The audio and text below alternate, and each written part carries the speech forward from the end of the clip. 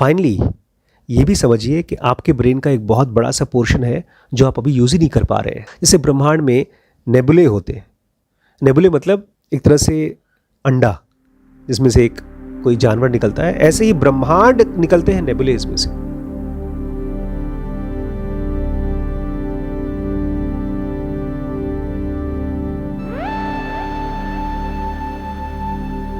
नमस्कार दोस्तों, स्वागत है आपका जेनुगा चैलेंज 2023 में। कल मेरी भाई साहब से बात हुई, वो बहुत परेशान थे। उन्होंने अभी रिसेंटली मेरी एक क्लास अटेंड की थी, लाइव क्लास, लेकिन मजबूरी में अटेंड की थी। और कोई भी आदमी जब मजबूरी में स्पिरिचुअल क्लास या कोई भी क्लास अटेंड करता है तो उसके लिए ऐसा हो जाता है जैसे उसका पेट भरा हुआ है और उसको ज़बरदस्ती खाना खिलाओ तो उल्टी कर देता है। तो भाई साहब मेरे पास आए और कुछ देर तो अपनी परेशानियां बताई, फिर बोलते हैं सर मैं और कम से कम 10 लोग ऐसे थे आपके प्रोग्राम में जिनको आपकी बात समझ में नहीं आई। तो मेरे बगल में रिम्पी बैठी हुई थी, तो बोलती सर आप अपनी बोलिए, बाकी 10 लोगों की छोड़ दीजिए, आपको समझ में नहीं आया तो आप बताइए। मैं सुन रहा था। कोई भी सब्जेक्ट किसी को तब समझ में आता है जब उस सब्जेक्ट में उसको रुचि है, और वो भी सुपरफिशियल नहीं, बहुत डीप इंटरेस्ट हो। और वो भाई साहब को उस प्रोग्राम में नौकरी दी गई थी, काम दिया गया था। इनफैक्ट मैं चाहता हूँ इस चीज़ को आप समझें और ऐसा काम ना करें। उन्होंने मेरे ऊपर आर्टिकल लिखा और बोलते हैं मैंने तो अपने मर्जी से लिखा जो कुछ भी आपके ऊपर आर्टिकल लिखना है। मैं देख रहा था उनके और मेरे बीच में कोई संबंध नहीं बन पा रहा है। हमारा संबंध स्पिरिचुअलिटी के साथ तब होता है जब हम बहुत थोड़ा सा ही सही लाइफ की प्रॉब्लम्स को एक्नॉलेज करते हैं कि लाइफ में प्रॉब्लम्स हैं और उसका कोई परमानेंट सॉल्यूशन होगा। मुझे बहुत अच्छे से याद है मेरा इंटरेस्ट स्पिरिचुअलिटी में तब हुआ जब मैं एग्ज़ाम में फ़ेल हुआ। सेकेंड ईयर MBBS में मैं फ़ेल हुआ और पता नहीं क्यों स्पिरिचुअलिटी में इंटरेस्ट आया फिर, कि फेलियर क्या होता है, बार बार दुख क्यों होता है। उसके पहले नहीं हुआ था। तो अगर आपको किसी भी तरह का सफरिंग है और उसके लिए आप टेम्पररी सॉल्यूशंस नहीं खोजते हैं, जैसे शराब पीना, पार्टीज़ में घूमना, शॉपिंग करना, इसको फन बोलते हैं, वो चीज़ अगर आप नहीं करते हैं अपनी प्रॉब्लम्स को भुलाने के लिए, तब आप स्पिरिचुअल साइड में टर्न कर सकते हैं। Spirituality is the permanent solution of all the problems in life. जेनुगा बोलती है हमारी एक कॉस्मिक कॉन्शियसनेस का लेवल है, इस ब्रह्मांड में कहीं पर भी अपनी मर्जी से फंक्शन करने के लिए इनेबल करती है। फिलहाल तो हमको अगर एक घर से दूसरे घर में जाना होगा तो भी चलना फिरना पड़ेगा, कार साइकिल यूज़ करना पड़ेगा, लेकिन कॉस्मिक कॉन्शियसनेस को ऐसा कुछ नहीं करना पड़ेगा। वो पूरे ब्रह्मांड में कहीं से कहीं पर भी जा सकती है और कुछ भी कर सकती है। ये उसकी पूरी फ्रीडम है, एक तरह से मालिक है वो। फिलहाल हमारा ब्रेन बना हुआ है, 99% ब्रेन बना हुआ है सेक्शन 1 और 2 का। आप लोग ध्यान से देखेंगे लोगों को तो ज़्यादातर लोग अपनी लाइफ को रिपीट मोड में चलते रहते हैं।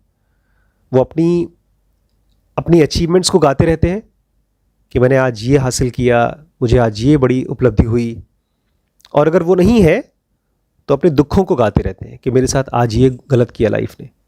लेकिन ये रिपीटेशन क्या है, सेक्शन 1 और सेक्शन 2 के बी के सेल्स जो हमारी बॉडी को चलाती है, और सेक्शन 1 का सेल्स जो कि खाली मेमोरीज है, बहुत हाइटेंड मेमोरीज, बहुत दुख वाली मेमोरीज या बहुत खुशी वाली मेमोरीज, बट ज़्यादातर दुख वाली मेमोरीज होती हैं। जब आप अपने आप को कॉन्शियसली स्पिरिचुअल रास्ते पे चलाते हो तब आपके सेक्शन 1 और 2 के सेल्स इवॉल्व होते हैं और सेक्शन 3 पर पहुंचते हैं। जैसे ही आप सेक्शन 3 के ब्रेन के सेल्स इवॉल्व कर पाते हो, डेवलप कर पाते हो, आपकी रिजल्टेंट इंटेंसिटी अलग हो सकती है। एक तरफ आपकी मेमोरीज है, अच्छी और ख़राब मेमोरीज जिसको आप जीते हैं, उसको जेनुगा बोलती है पैटर्न्स। वो चिपकी हुई है, किसके साथ चिपकी है? हमारी रिजल्टेंट इंटेंसिटी के साथ। इसको ऐसे समझिए जैसे कि आपके कपड़े पे धूल मिट्टी चिपकी हुई है, आप उसको पानी में डालते हैं तो अलग होती है, गर्म पानी और साबुन में डालते हैं तो एकदम अलग हो जाती है, क्योंकि धूल और मिट्टी कपड़ा नहीं है, उसके ऊपर बाहर से लगा हुआ है। ये जो मेमोरीज हैं वो हम नहीं हैं, वो खाली एक एक्सपीरियंस था उस टाइम का। वो किससे चिपकी हुई है? हमारी रिजल्टेंट इंटेंसिटी से। लेकिन जैसे ही सेक्शन 3 तक पहुंचते हैं, आपकी रिजल्टेंट इंटेंसिटी से आपकी मेमोरी अलग हो जाती है। ये चीज़ वैसे भी होती है, जब हम सोते हैं तो हमारी स्लीप में हमारी रिजल्टेंट इंटेंसिटी आधे घंटे के लिए, 1 घंटे के लिए, 8 घंटे के लिए हमारी मेमोरी से अलग हो जाती है।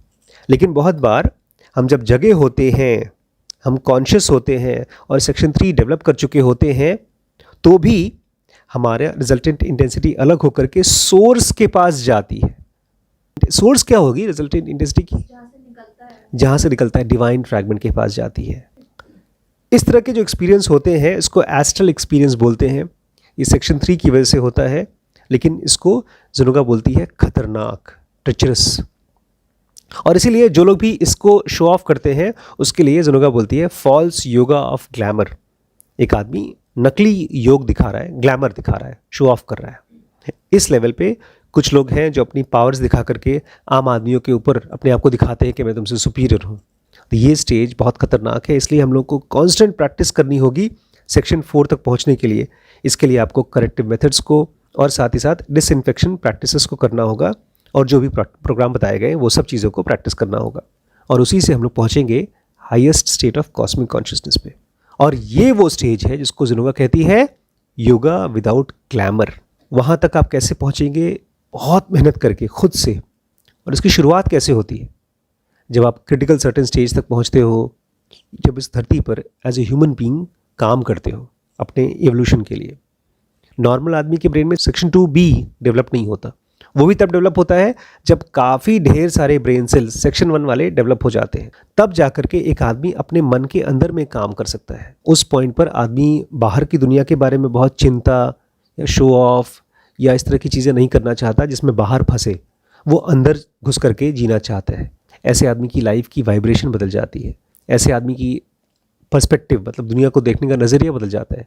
ऐसा आदमी सोबर हो जाता है, एकदम शांत हो जाता है। बड़ी अजीब चीज़ होती है, ऐसे आदमी का माइंड पता है शांत क्यों हो जाता है? क्योंकि उसको पहली बार पता चलता है मुझे तो पता ही नहीं। इससे पहले क्या होता है सेक्शन 1 में? लाइफ ने मेरे साथ ये किया, मैंने ये किया। उसको एहसास भी नहीं होता है कि ये सब चीज़ें लाइफ के थ्रू चल रही है। आज अजय भैया ऊपर जा रहे थे कहीं, तो एक बंदे को बता रहे थे, सर कहते हैं लाइफ सब कुछ करवाती है। नॉर्मल आदमी के ब्रेन में ज़्यादातर चीज़ें चलती हैं कि मुझे क्या हुआ, मैंने क्या किया, मेरा क्या बुरा हुआ और मैंने क्या अच्छा किया। लेकिन उसके बाद जब सेक्शन 2 पर पहुंचता है तब उसका ब्रेन कुछ बोलता ही नहीं। क्यों? उसको ये समझ में आना शुरू हो जाता है कि मुझे कुछ पता ही नहीं है। इस माइंड को पहली बार पता चलता है इसको कुछ दिखता ही नहीं है। जैसे कोई माइक्रोबायोलॉजिस्ट, कभी ना कभी तो कोई रहा होगा जिसने माइक्रोस्कोप बनाया, क्योंकि उसको खून के अंदर झांकना था। उसके पहले लोग क्या बोलते थे? खून है भाई, इसमें क्या देखना, लाल है। किसी ने कहा होगा नहीं मुझे इसके अंदर झांक करके देखना है, तो उसने लेंस के अंदर लेंस लगाया, उसके अंदर झांका। क्यों? बिकॉज खून को देख करके उसको क्या पता चला, उसको लगा होगा ये आंखें नहीं देख पा रही हैं, मुझे और गहरे देखना है। जब तक आपको ये फीलिंग नहीं आती ना कि मुझे नहीं पता, तब तक आप शांत होकर के सुनते नहीं हो, ध्यान से देखते नहीं हो, और तब आपकी पहली बार लर्निंग शुरू होती है। क्योंकि आप देखते हो, लेकिन सेक्शन 2, 3 और 4 तब तक नहीं इवॉल्व हो सकते जब तक ढेर सारे सेक्शन 2 के सेल्स नहीं खुल गए। इसके लिए सबसे ज़रूरी स्टेप्स क्या है? Corrective method, disinfection chamber, changing minus resultant intensity plus resultant intensity. आपके माइंड में जो भी माइनस रिजल्टेंट इंटेंसिटी है उसको प्लस रिजल्टेंट इंटेंसिटी बनाना पड़ेगा। आपके माइंड में एक तरह का रिजर्व एनर्जी बनना शुरू हो जाती है, अवेयरनेस की एनर्जी, और साथ ही साथ आप क्रिटिकल सर्टेन स्टेज पे पहुंचते हो और फिर उसके बियॉन्ड जाते हैं। उसी को कहा जाता है नो मैन्स लैंड। और इन सब में आपकी मदद कौन करता है? 3 स्टेप रिदमिक ब्रीदिंग। अब सुनिए, कुछ चीज़ें अपने दिमाग में साफ कर लीजिए। सबसे पहला, ये प्लीज़ जानिए, एक अमीर आदमी के बच्चे की तरह अपने आप को इल्यूजन में मत रखिए कि मैं अमीर हूं। आप एक अमीर आदमी के बच्चे हैं, वो सब पैसा उस आदमी का है, आपका नहीं।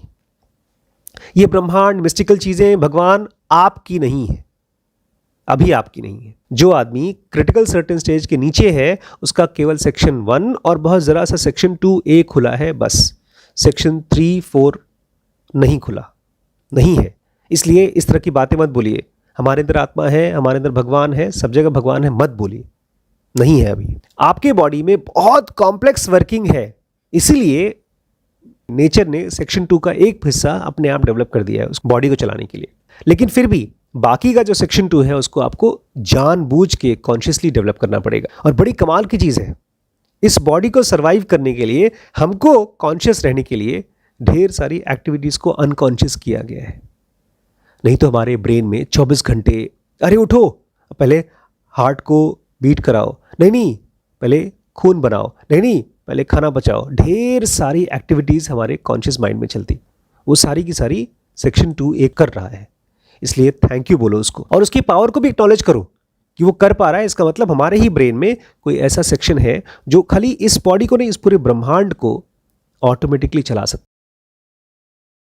फाइनली ये भी समझिए कि आपके ब्रेन का एक बहुत बड़ा सा पोर्शन है जो आप अभी यूज ही नहीं कर पा रहे हैं। जैसे ब्रह्मांड में नेबुले होते हैं, नेबुले मतलब एक तरह से अंडा जिसमें से एक कोई जानवर निकलता है, ऐसे ही ब्रह्मांड निकलते हैं नेबुलेज में से।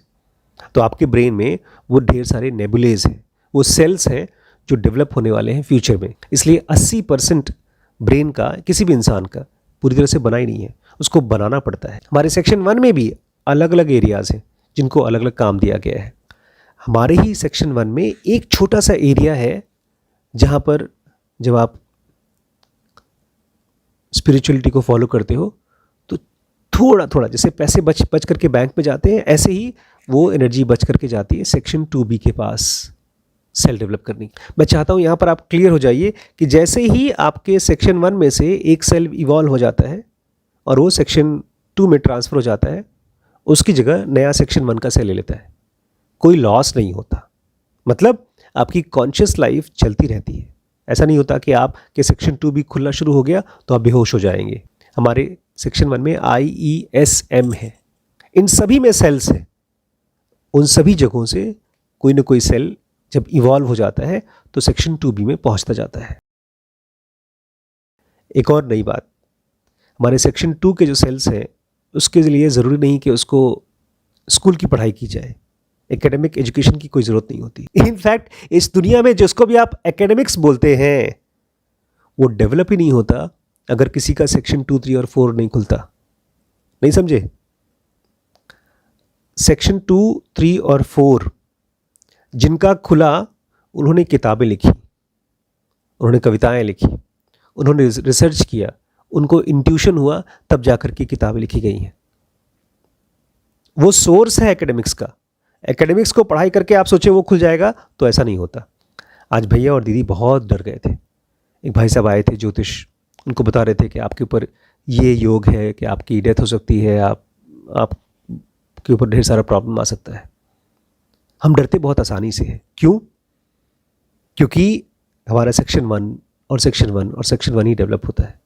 डर खत्म कब होता है? जब सेक्शन 2 के सेल्स डेवलप होते हैं। इसलिए जनोगा कहती है एक बहुत समझदार आदमी भी, बहुत ब्रिलियंट आदमी भी बार बार पैदा होगा और फिर भी उस आदमी का सेक्शन 2, 3 और 4 बिल्कुल नहीं डेवलप होगा। बिना सेक्शन 2, 3 और 4 के रियल एवोल्यूशन पॉसिबल ही नहीं है। रियल एवोल्यूशन का मतलब आप अपनी फ्री विल को इस ब्रह्मांड में कहीं पर भी समझदारी से यूज़ कर सके, वो है रियल एजुकेशन। ज़रूर कहते हैं, लेकिन ये मत भूलिएगा कि आपका सेक्शन 1 IESM कितना महान है। बहुत से लोग जब थोड़ा सा स्पिरिचुअल हो जाते हैं तो बोलते हैं अरे यार ये दुनिया बेकार है, माया है, मुझे तो डिटैचमेंट चाहिए, सेक्स खराब है, परिवार खराब है। तो आप अपने ही ब्रेन के सेक्शन 1 को डीमीन कर रहे हैं, अपने आप को ही खराब बोल रहे हैं। आप ये भूलिए मत, यही वो माइंड है जो आपका सेक्शन 2, 3 और 4 बना रहा है। एक तरह से उस मजदूर को आप गाली दे रहे हैं, मार रहे हैं, जो आपका घर बना रहा है। हम बड़े खुश हो जाते हैं कि हम तो स्पिरिचुअल आदमी है भाई, और सेक्शन 3 तक पहुंच गए हैं। सेक्शन 3 के बारे में सोचते सोचते हम इतने एक्साइटेड हो जाते हैं कि हम अपने IESM को, सेक्शन 1 को बोलते हैं ये तो बेकार माइंड है, ये लोअर माइंड है, ये हमारा ईगो है, अहंकार है। इसको हम एनिमल माइंड भी बोलना शुरू कर देते हैं। वॉल्ट विटमन इस चीज़ को समझ गए थे, तो कहते हैं आत्मन मैं तुम्हारे ऊपर तो विश्वास करता हूँ, लेकिन तुम आत्मन मेरे इस अहंकार को गाली मत देना, क्योंकि इसी से मैं तुमको जान पाता हूँ। नहीं समझे? हम अपने ईगो को इतना खराब बोलते हैं, इतना डिस्कस्ट हो जाते हैं अपने अहंकार से। मान लीजिए हमने कोई ऐसी हरकत कर दी जो हमको पसंद नहीं है, तो हम अपने आप को ही गाली देते हैं। हम किसको गाली दे रहे हैं? अपने सेक्शन 1 को गाली दे रहे हैं, क्योंकि उससे कोई एक्टिविटी हुई। ऐसा मत करिए, वो आपका ही ब्रेन है, आपका ही बच्चा है, उसी को डेवलप करके आप सेक्शन 2, 3, 4 डेवलप कर सकते हो। कभी भी खुद को खराब मत बोलिए, कभी भी। हमारे साथ क्या होता है, बाकी सेक्शंस को बोलते हैं अरे होता ही नहीं यार, मेडिटेशन फेडिटेशन कुछ नहीं होता, भगवान भगवान कुछ नहीं होता। तो उस कंडीशन में हमारा सेक्शन 1 दूसरों को गाली देता है। या दूसरे सेक्शन जब डेवलप होते हैं, सेक्शन 2 और 3, तब वो बोलते हैं सेक्शन 1 खराब है। ये सबसे बड़ी मिस्टेक है। दोनों ही केस में ये नहीं होना चाहिए। अगर ऐसा होता है, इसका मतलब आपकी लाइफ में स्पिरिचुअलिटी अभी नया नया आया है। जैसे एक आदमी नया नया पैसा वाला बनता है तो गरीबों को डिस्कार्ड कर देता है, पसंद नहीं करता है, वो दिखाता है कि मैं अमीर हूँ। ऐसी कंडीशन में लोग अपने ओपिनियंस दे रहे हैं, वो अपने ही माइंड को कंडेम करते हैं। ध्यान रखिएगा, one should know that he doesn't know. जब आप अपने ही माइंड को कंडेम करते हो, किसी को कंडेम करते हो, तो आप ये बोल रहे हो कि हम जानते हैं। और जैसे ही आपके मन में ये थॉट आया कि मैं जानता हूं, आपकी ग्रोथ रुक जाती है। ना सेक्शन 1 दूसरे सेक्शंस की बुराई करे, ना दूसरे सेक्शंस सेक्शन 1 की बुराई करे। लेकिन अगर करें तो क्या करें हम? अगर मेरे मन में थॉट चल रहा है, किसी की बुराई का थॉट चल रहा है, या खुद गिल्ट का थॉट चल रहा है, तो हम क्या करें? ध्यान से ऑब्जर्व करें और मुस्कुराएं। मैं आज बैठा, मैं देख रहा था मेरा ही सेक्शन 1 किसी की बात को सुन करके उसको बिलीव करना चाहता है, और फिर उस पूरे बिलीव होने के प्रोसेस को मैं ऑब्जर्व कर रहा था। फिर वो शांत हो गया। Observation is a magical aspect of God. उसी की उंगली पकड़िए और डिवाइन तक पहुंचिए। कभी भी मत छोड़िए ऑब्जर्वेशन को। धीरे धीरे 24 घंटे आपका साथ देगी ऑब्जर्वेशन। इवन जब आप सो रहे हैं, सोते सोते भी आप ऑब्जर्व कर पाएंगे। ठीक है?